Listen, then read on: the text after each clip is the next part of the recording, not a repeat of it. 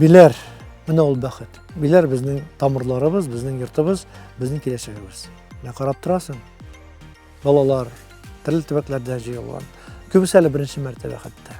Әле тыеп, менә безнең изге биләр җирендә басып торалар. Бу 5 көн эчендә ул менә шул җирне тыю һәм менә шул безнең бабалардан килгән менә шул тибрәнешләр ул балаларга да күчәчәк.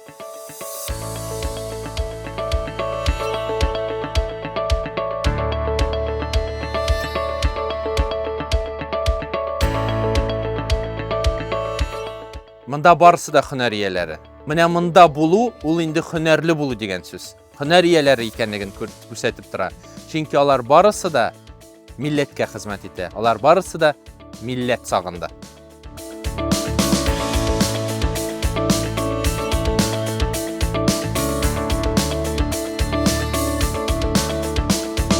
Стас проекты быел 3нче тапкыр үткәрелә.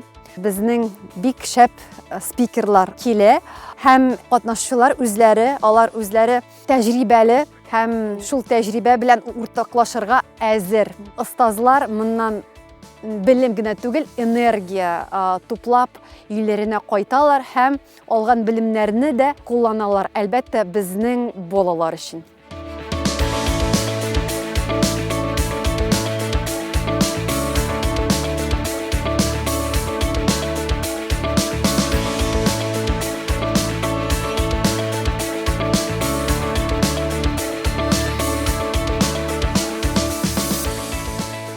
Очень здорово вернуться сюда вновь, увидеть, что здесь территория намного больше, активностей больше, детей больше, но самое главное, что атмосфера Салет сохранилась здесь. Салет, как и 30 лет тому назад, как и сегодня, дает возможность детям самовыразиться, найти единомышленников, выбрать какое-то для себя направление, которое ближе всего, попробовать различные направления и, соответственно, двигаться в том направлении, которое больше всего нравится, и с теми ребятами, которые действительно хотят вместе с тобой развиваться, расти, чтобы это было бергәләп и только алга.